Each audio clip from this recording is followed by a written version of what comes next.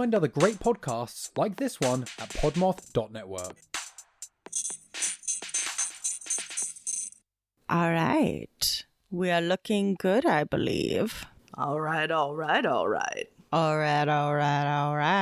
My name is Spooky Matthew McConaughey, and I'm excited to be heading into the fall. Yeah, are you still teaching at the University of Texas or wherever, fall Spooky Matthew McConaughey? I am. You want to hear the subjects that I'm teaching? God, yes. Slow talking, cowboy manners, and the history of haunted Lincolns. Oh, well, I might need to become a student at that university to take those classes, Professor McGonagall. My name is Spooky Season Matthew McConaughey. Excuse me. Professor Spooky Season Matthew McConaughey. And you will say every word of that name and title. Respect me and my seasonal name. Well, I'm gonna go drink some pumpkin spice latte and contemplate the meaning of all things. In olden days, a glimpse of femur was only for morbid dreamers, but you're not alone. Bring anything bones.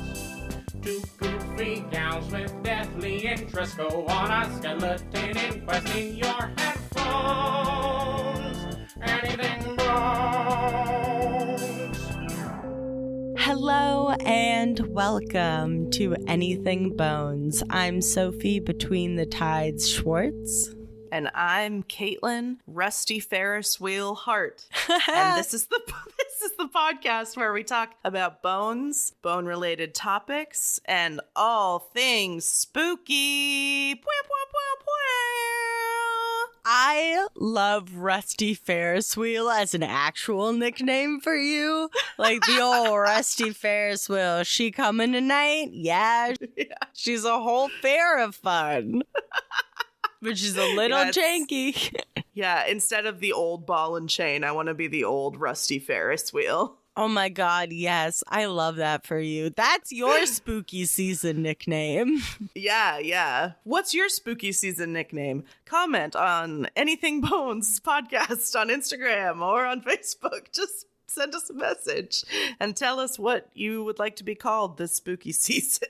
I think the formula has to be something you find really scary and put it in the middle of your name. So I would be Sophie Zombies with Drippy Flesh Schwartz. Ooh, and I would be Katelyn Dying Alone Heart.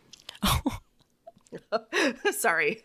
No, I love that. Too real, everybody. No. We covered both the campy and realistic fears that come with the spooky season. That's right. There's no sugarcoating it here, people. September's upon us. This will be our first episode of September 2023. And so we decided to make it a little spooky up in here to celebrate the coming of autumn and pumpkins, pumpkin spice lattes, and corn mazes, and pumpkin patches. And sweaters and scarves, and rainy days, and mugs of warm liquid. I'm so excited. Fucking soup? Yeah, it's soup season almost. It's soup season. I'm Hot ready. girl summer is over. It's soup season. Throw your fans away and dust off your Dutch ovens, everybody. Damn, I wish the season changed that quickly. I hate the awkward we could just time. Decide. Yeah. To welcome the spooky season in, I think you have something spooky to talk about. Oh, yeah. I'm definitely ready to bring you something a little freaky deaky. Ooh. I'm going to start off with my sources. I watched a few YouTube videos for my topic. One was from Pioneer Productions, one was from The Magic Geekdom, and one was from Omar Gosh TV. And I'm going to link all the videos in our show notes. West Virginia, LakeShawnee.com, visit MercerCounty.com, the New York Daily News, and Wikipedia. So today we are headed to West Virginia's Lake Shawnee, drumroll please, amusement park. Hey, see, now that sounds fun, not scary. Oh, and you would normally be right, but just take a look at your phone. I'm going to send you 3 pictures of the amusement park. All right. Whoa. I think they gotta get a gardener in here. Yeah, their landscaping has been really lacking lately. I don't know. Whoa, this last one is horror movie central stuff. Oh, nightmares. Oh yeah, the one with the Ferris wheel and the swings.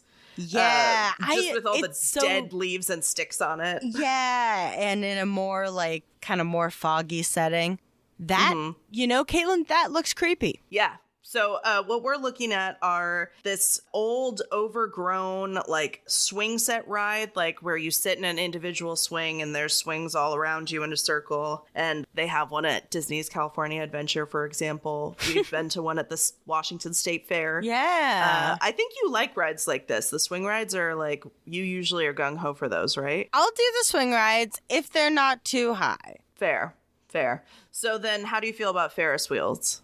Ooh, Ferris wheels usually push my fear of heights, but I love them because you do get a beautiful view, and if you don't look straight down, I feel like it's good. Can be very romantic. Yeah, I wouldn't go on this Ferris wheel, though, because it is pretty dang rusty, and Ivy has almost completely overtaken it. So check out these pictures on Instagram and Facebook. Yeah, Tetanus Nightmare, the amusement park.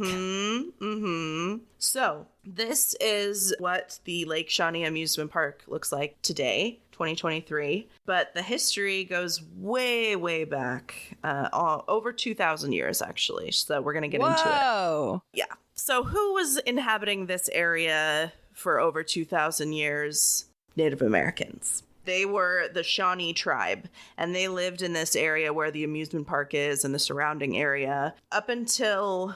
Well, not up until they continued to live there, but obviously we know that white settlers came to America and invaded native lands. So their tribe's existence was thrown into chaos when in 1783, this family, the Clay family, it's this guy Mitchell and his wife and his 14 children. Whoa, Mitchell. And they are either the first or one of the first settlers in this area. And he's a farmer and he is out hunting. And as the story goes, some Native Americans killed his youngest son and one of his daughters. And then at some point, either on the same day during this attack or at another point, they come back and kidnap another son. And then when Mitchell Clay, the patriarch, goes to retrieve his son, they are burning him at the stake. Whoa. Yeah. So not great. No. Obviously, I have complicated mixed feelings about this because the Shawnee tribe has been on this land for 2,000 years and the white settlers really didn't have any claim to this land, but just the fact that they were white. But it's also horrific how these children died. So it's just a bad issue beginning to end here. Yeah. You never love to see the death of children. No, definitely not. And today you can actually see a gravestone for the kids, the Clay children. It's still there. So I saw it in a few of the YouTube videos that I watched because they were mostly people that were visiting this area. Oh, wow. Mm-hmm. So this property that was owned by not owned, but taken over by the Clay family, apparently just kind of wasn't particularly sought after until about the 1920s. And a man named Conley Snidow, Snidow, decided that he wanted to build a getaway for nearby coal miners and their families. Okay. So he builds this amusement park with rides, the swing set. It had multiple pools, or They're kind of like pools and or man-made lakes. Okay. Also regular lakes or rivers. Like there's a lot of water in this area, which is probably a big reason why the native people lived there, because there were so many places to get water and animals are attracted to water, blah, blah, blah. Well, water is big for people. We love water. Humans? Let me tell you something about humans. They love water. So it's the 20s. This amusement park is very popular. Coal miners bring their families. Like I said, there are all these, attractions or places to swim. And there were apparently like places on site, cabins where people could stay. So it was like a pretty good deal for the time. Unfortunately, though, it's not really clear when all of these accidents happened, but the park is eventually going to shut down in the mid-60s. What we do know is that at some point, a little girl was on the swing set, and unfortunately, a car that was delivering drinks, like a truck, backed into the ride and killed her. Oh my God. Mm-hmm. That's horrific. Yeah, you're just like having fun at an amusement park and you get hit by a car. It's just awful. He was like too close to the ride, and she was on the ride, and I guess the car was like backed into the ride. Yeah, and she was in the way. Oh God. Yeah. Well, there were no like safety. There weren't as many safety regulations as there are now, so something like this couldn't happen. But still, it's horrific. Yeah. There were at least 1 or 2 drownings in the swimming pools. There was one that was most like highly reported on, where a little boy got his arm stuck in like a drain pipe. Oh. And then there was another story that was very vague about another drowning. But some estimates say that there were at least 6 deaths in the park from like the 20s to the 60s. And they stopped operating in the mid-60s and just like left it abandoned. Yeah, because it's fucking Action Park's cousin. Yeah, kind of.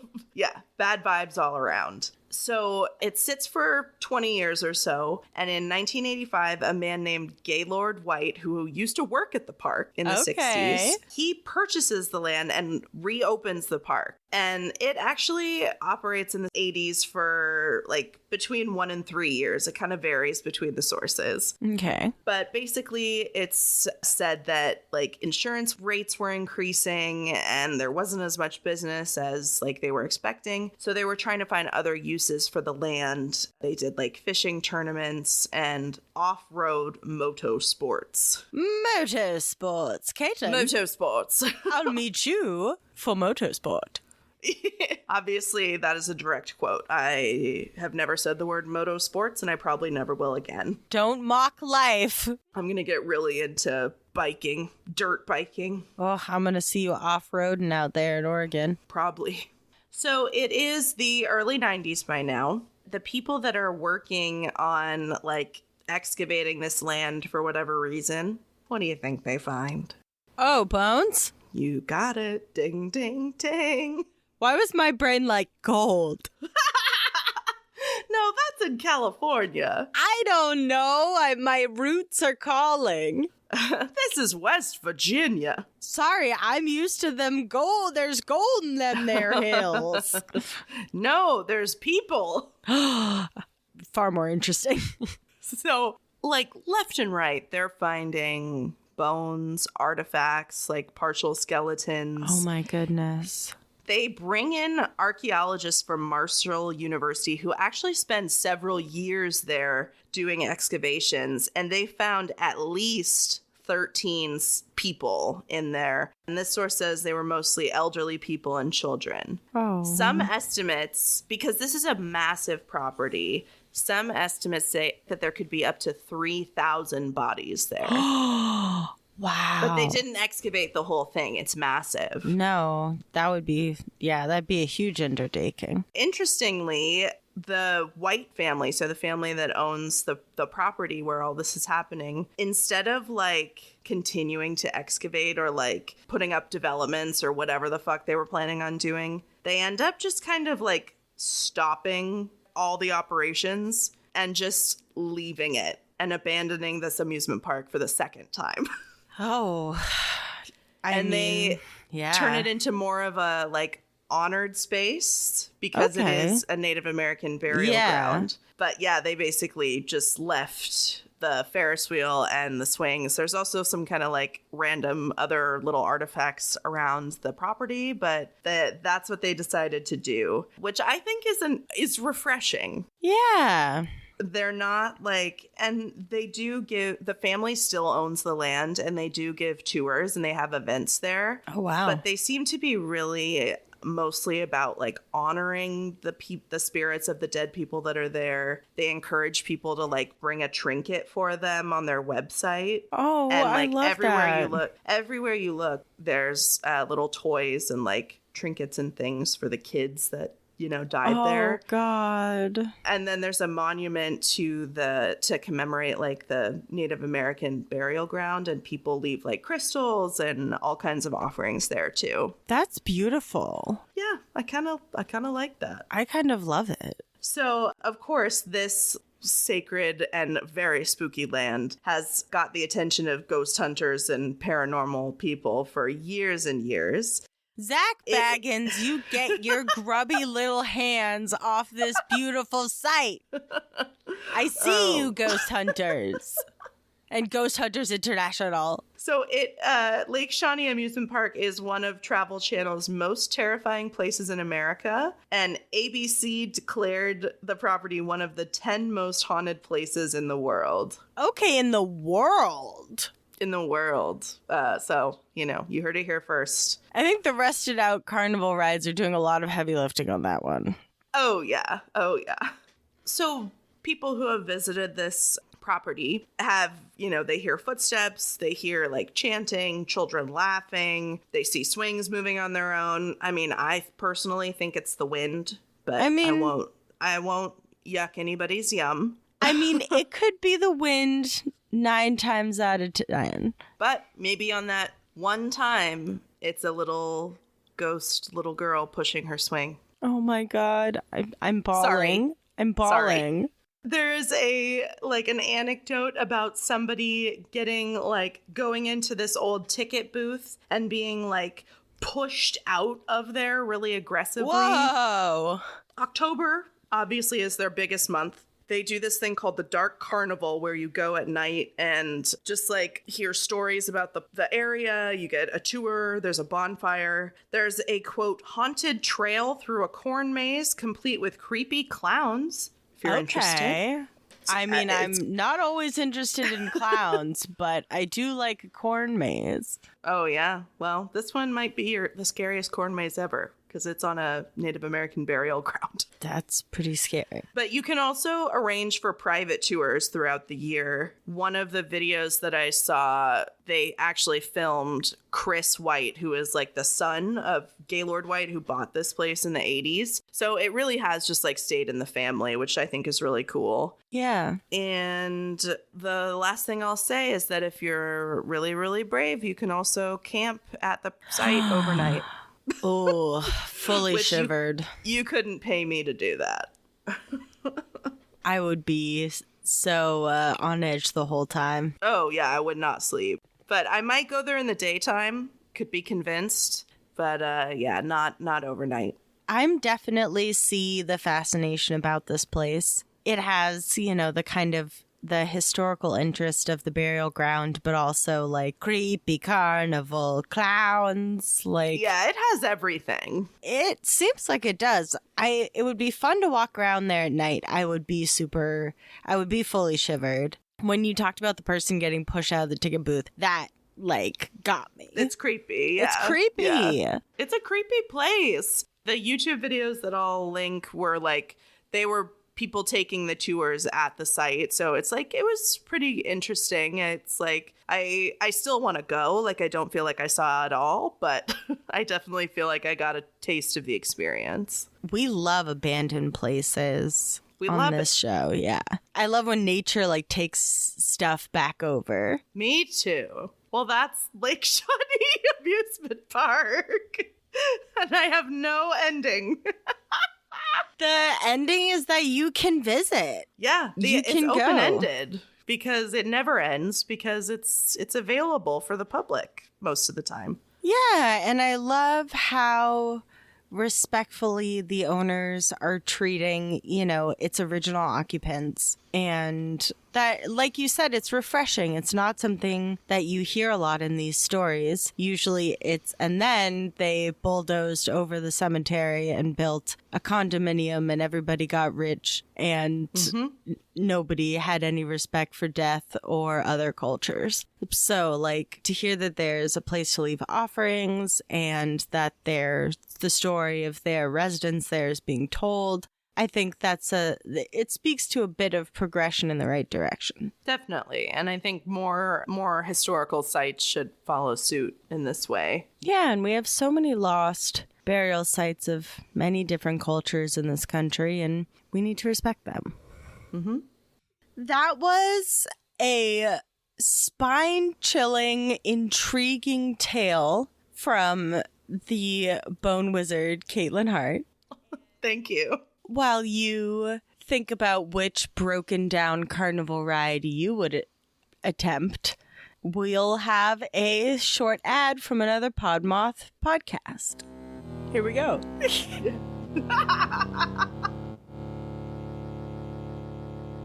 Hey, I'm Matt, host of My Second Self and I on the Podmouth Media Network. I'm only asking for a couple minutes of your time so I can shamelessly tell you about my podcast. My Second Self and I is a unique podcast because instead of an actual other person, Alex, my co-host, is the audible manifestation of one of the many other voices in my head. Sounds weird, but it kinda works. Well, sure, that sounds interesting, you might be thinking, but you might also be thinking, well, what kind of pod is it, Matt? My Second Self and I is a comedy show about true crime. What? How does that work? I believe that with the right tone of voice, different voices, and good storytelling, that even a gruesome story about a serial killer can be told in a way that doesn't leave you feeling gritty or gross. Don't worry, I can see you scratching your head. I understand the murder isn't the funny part, rather it's how I tell the story that gets you to laugh. So, what kind of stories can we expect? Great question. You can expect anything from serial killers, missing persons, cold cases, conspiracy theories, paranormal entities, cults, and pretty much anything within the general vicinity of weird/unexplainable is on the table. You can also expect a certain level of professionalism in that I will do my very best to present the most accurate information I can, as well as being entertaining and engaging.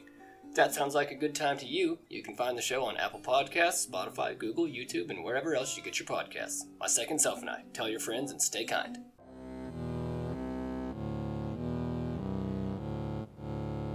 And after I rode bumper cars with the ghosts, I would then propose that we all have spooky story time around the campfire, and I can make s'mores for the living, and the dead can have whatever special treat dead people have. Good. I'm thinking I want to ride the rickety old roller coaster where the track just kind of stops and you just go flying into the lake. Nice. Oh, I love that. Yeah.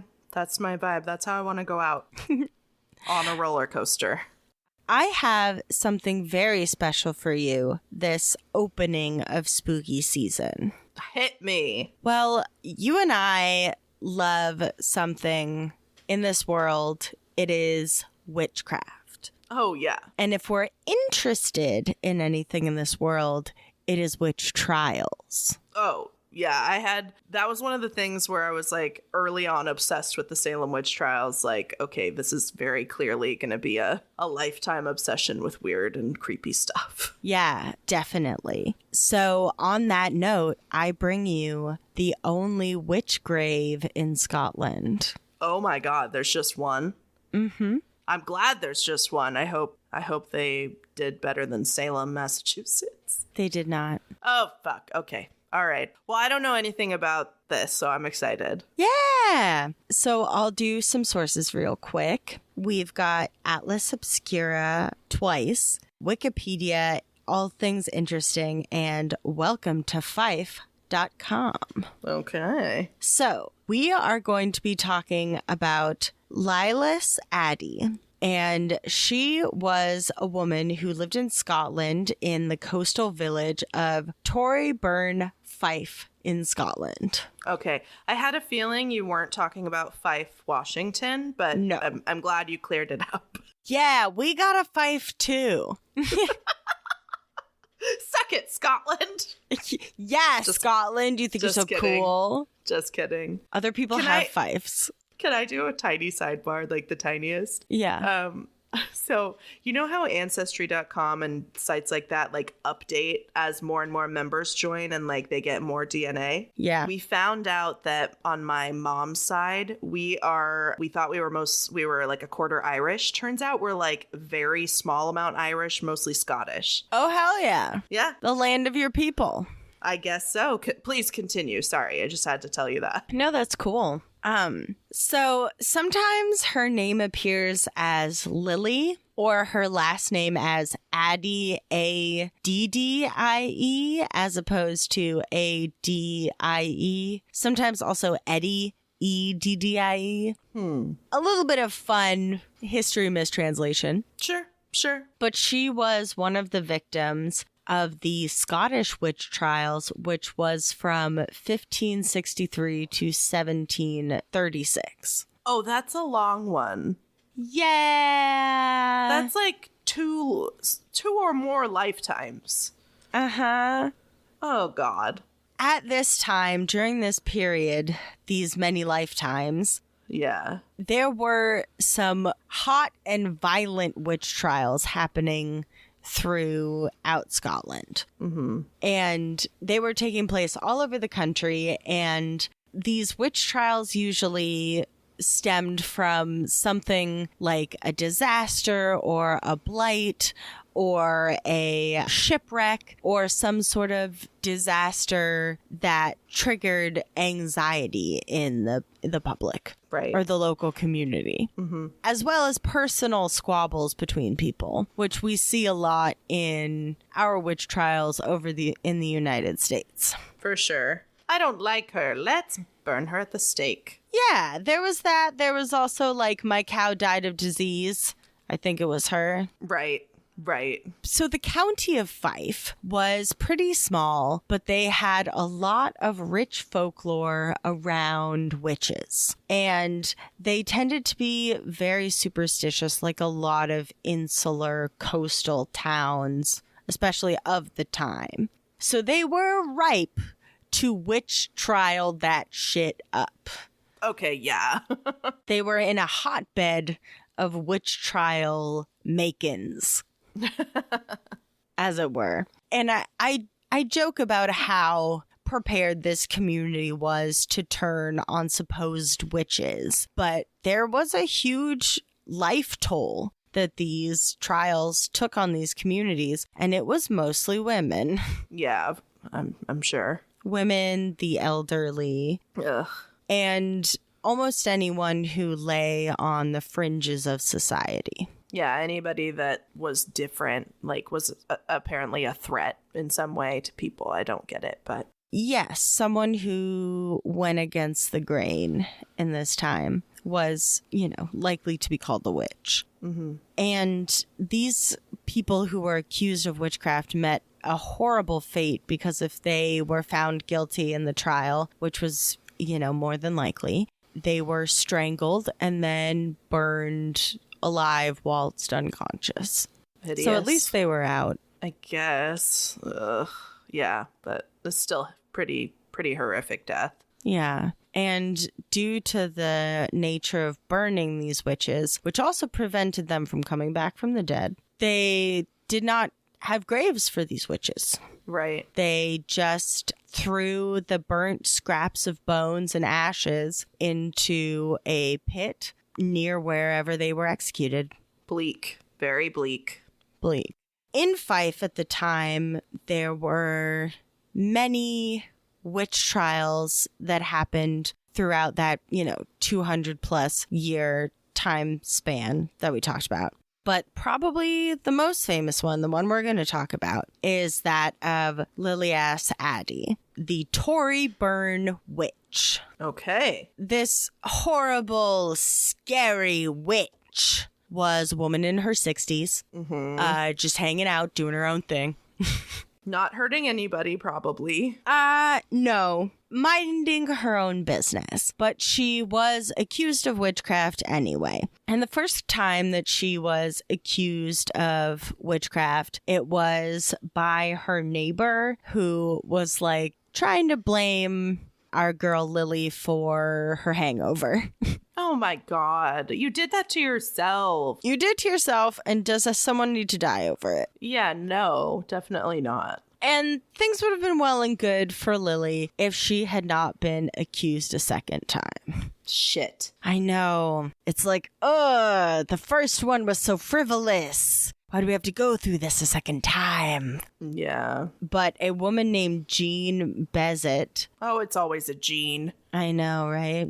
Well, Jean is accusing Lily of witchcraft, and she says, quote, "Beware lest Lilias Adie come upon you and your child." Oh. And her passionate testimony against Lily got her arrested. God damn it. I know. Once she had been arrested, she was then subjected to weeks of torture, starvation, and intense questioning about witchcraft and her role therein. Right. And I'm sure with the way that the questions were asked, and there was no right answer. Like, she was damned if she did, damned if she didn't. Yeah, you're having your ass kicked while you're being screamed at if you're a witch. And it's like, no, of course that's not true. And they think you're lying. And then if you say, yes, I am a witch to make it stop, that just you're sure to be executed. It's just disgusting. It's brutal. Yeah, it's a trap and a easy way to dispose of people, women that you don't like. Mm-hmm. But after weeks and weeks and weeks of torture, she did confess. Mm-hmm. We can call this a coerced confession. Would not hold up in court today. I would say so, yes. But she told her interrogators that she did meet with the devil and that she, quote, lay with her cardinally. Okay. She had sex with the devil. Okay. Sure. And she said that she also met in the woods with large groups of other witches. Uh-oh, did they all fuck the devil too? I don't know if everyone got to fuck the devil or if she was Just a like special privilege, yeah. Yeah. I mean, I would love to think that what they had was special, but whatever. I'm a romantic. Once she confessed to this witchcraft, she was further pressured and tortured to reveal the names of other witches. And our girl Lily is a gal's gal. She would not give up any names of people who had not already been accused of witchcraft. Wow, that's very brave. Yeah, she was like, in most of the tellings, she held strong and was like, you know what? Everyone was wearing a mask. Yeah, I couldn't see anybody's faces. I didn't know. I was too busy having sex with the devil. Yeah, I was busy. I was like the belle of the ball. You think I'm paying attention to those other bitches? No. It's me and the devil all night, baby. But of course, this did not win her any points with her accusers. Yeah. And, seen as a difficult old woman. So she confesses to witchcraft after being tortured. She's waiting to be put on trial, to be confirmed as a witch. She passes away. Oh, good. They didn't get her. Wait, it's bad. Wait, I don't know. I don't know how to feel. I don't know. You are a lot like the people of Toryburn right now. They did not know how to feel about this. Well, on the one hand, I'm like, they didn't get her, although it could have been, she could have died as a result of her treatment there, so I don't know. Definitely died because she was tortured and kept in like a cold prison cell in unsanitary conditions. Okay, yeah, I hate that. But I guess there's there's a little bit of like irony in the fact that they never got to actually put her on trial or like burn her at the stake. I do like that she went out before she was executed. I thought that was good. There are some rumors that this was by her own doing, but a lot of people dispute that. Yeah, who knows? Like you're saying, the people of the town were in a conundrum, caught in a pickle, because she had confessed to being a witch, but they didn't try her as a witch. So she's not confirmed to be a witch. Mm-hmm. So they're like, what the hell are we supposed to do with her body? Because we can't give her like a proper burial, right? I bet they're going to get real creative with this one. Yeah, but we can't just shove her in a hole as bone dust. No. God, So, what are they going to do? Katelyn, you said that they got creative. They absolutely did. Oh, no. So, some things to know before we go into how she was buried. We talked a little bit about this, but it was believed at this time that the devil, Satan, could resurrect his followers. So that was a real concern at the time. Mm-hmm. And they were also concerned about her ghost, which would be different. In this time, it was thought that ghosts had a much more solid form to them. Like, Okay. we think of ghosts as like, I walk through walls and you can put your hand through me. But like, their conception of ghosts would have been like, this ghost could punch me. Okay. We have a little bit more of a Casper the Friendly Ghost vibe now. Yes. It's less of like a poltergeist and more of like the undead. Sure. So, since they could not burn her at the stake and prevent this problem, she's not tried as a witch, she's a maybe witch, Oh. they decided that they would bury her on the beach in a wooden coffin under a half-ton slab of stone. Okay. All right. Okay, everybody. The reason for the spot of her burial on the beach was because there was a Scottish belief that witches could not cross moving water. So she is buried between the tidal lines. So she's trapped there.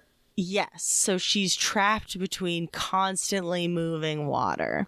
Okay. So this would stop her from hexing anybody else from beyond the grave. Sure. This grave, would you like to see a picture of it? Sure, yeah.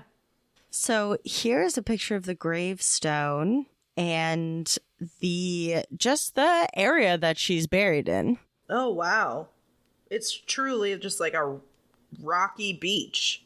Yeah. It's crazy that they know what that is. Like, it's cool that they have record of that, because I would just think that's a rock on the beach. Well, for a very long time, that's what people thought that it was. Huh. And it wasn't until 2014 when historian and BBC broadcaster Dr. Louise Yeoman and Douglas Spears, who is an archaeologist at the Fife Council, they decided to join forces and look through all of the documentation of the time and try to pinpoint where her grave was, and they found it right as described. Darn tootin'.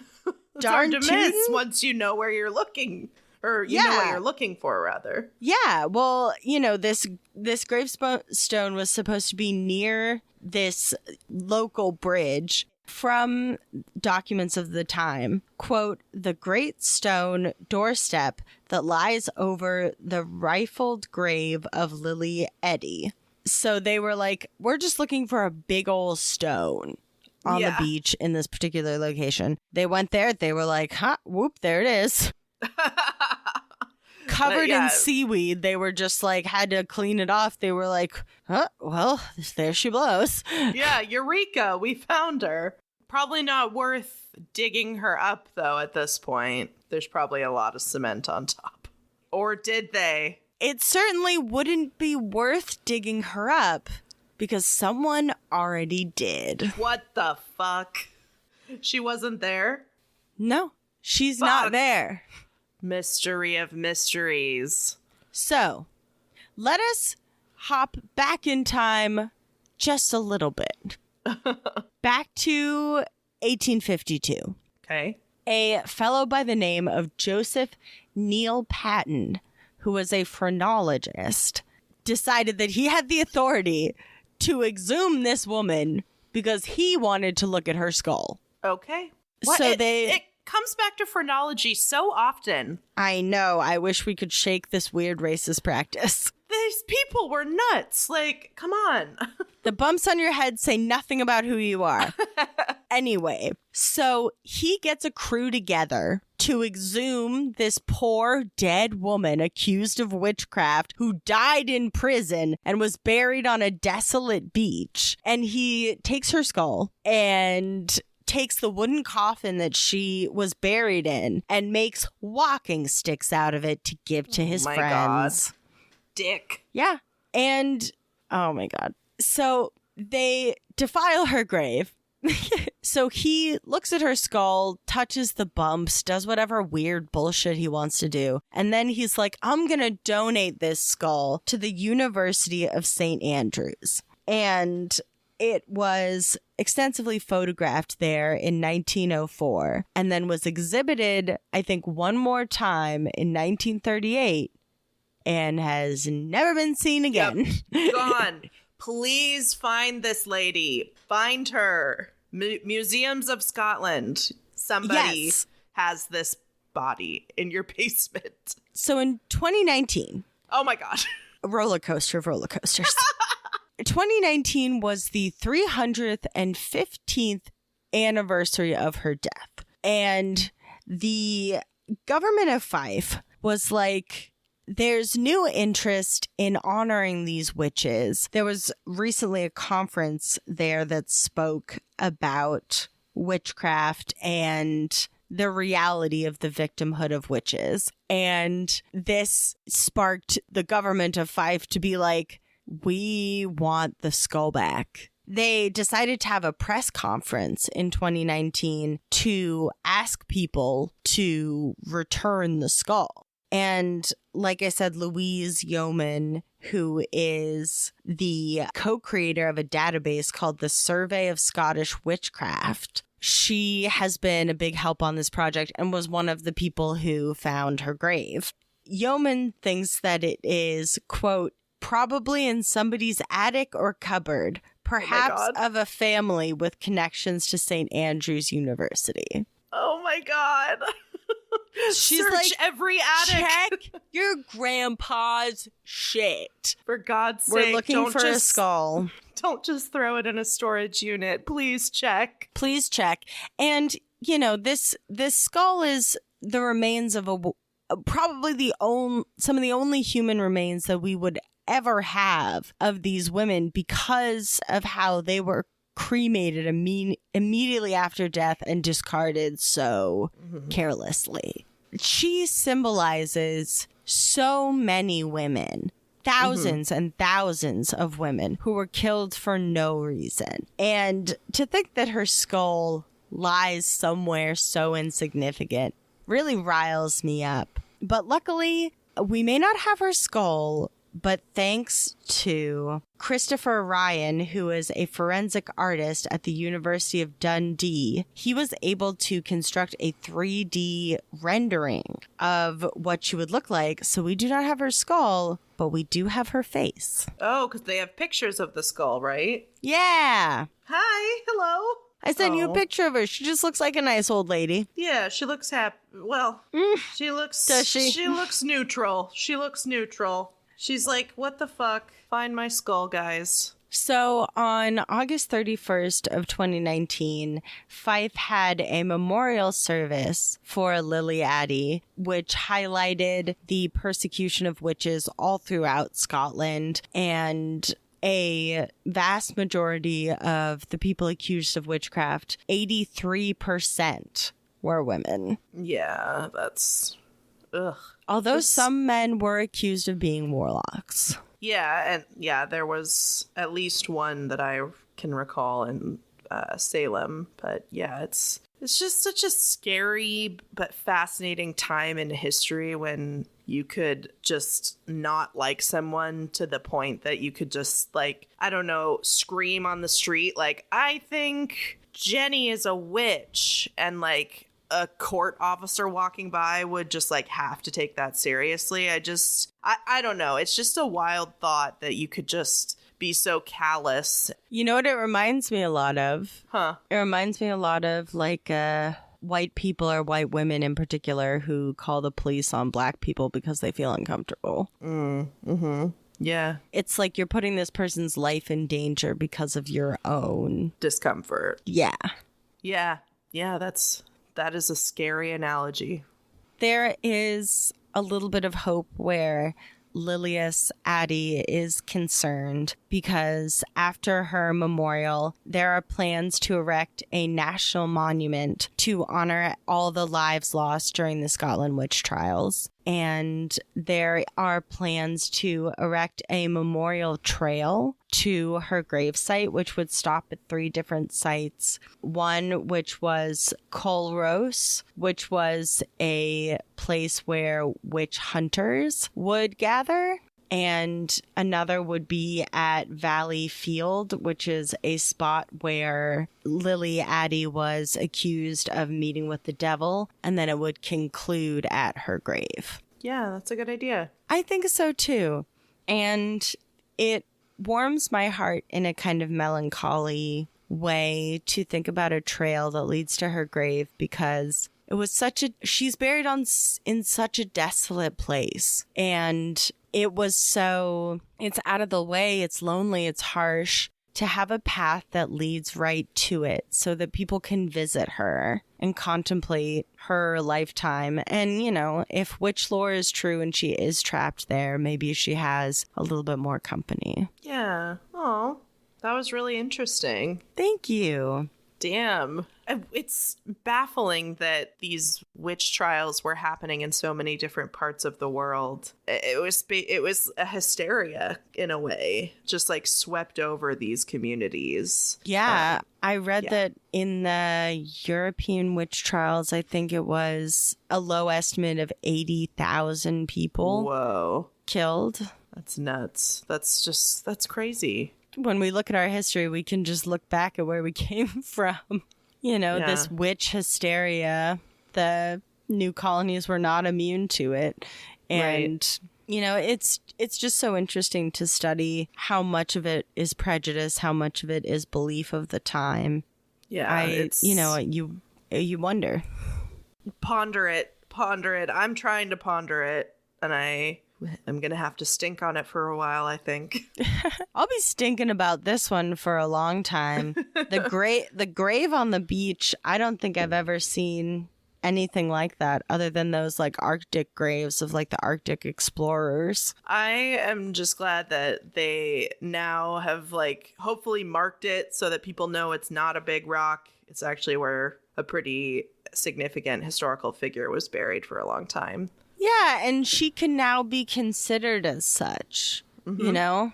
I like, again, a theme. I like that Scotland is recognizing, hey, we had a mass killing of mostly women through this time, and we need to memorialize it. We need to look our country's sins in the face, which America is terrible at doing. Yeah. But like, just like the people who bought the amusement park, Gaylord White, chose respect over profit. Scotland is choosing respect over revisionism. Yeah.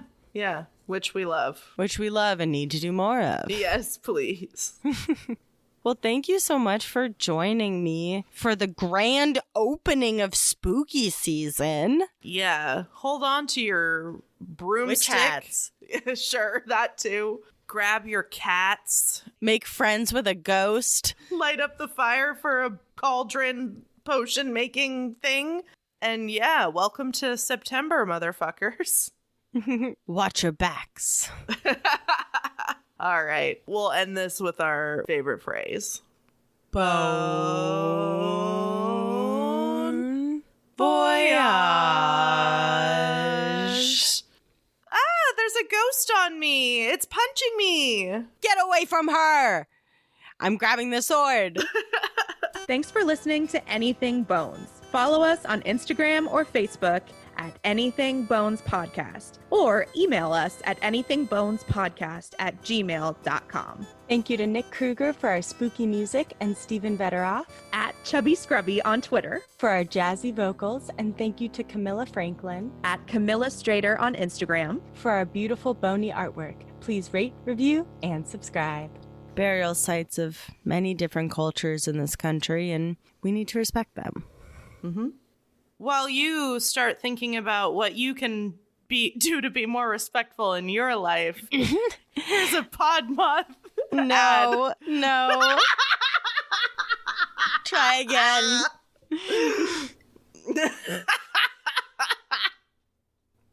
Well, I've come to the end of my story, so longtime listeners will know it's time for a short break. We'll be right back. It's terrible. Want to try one more time? You're killing me. I can't do it. Do you want me to do it? Yes. Oh my god. It's too late. It's too late for this shit.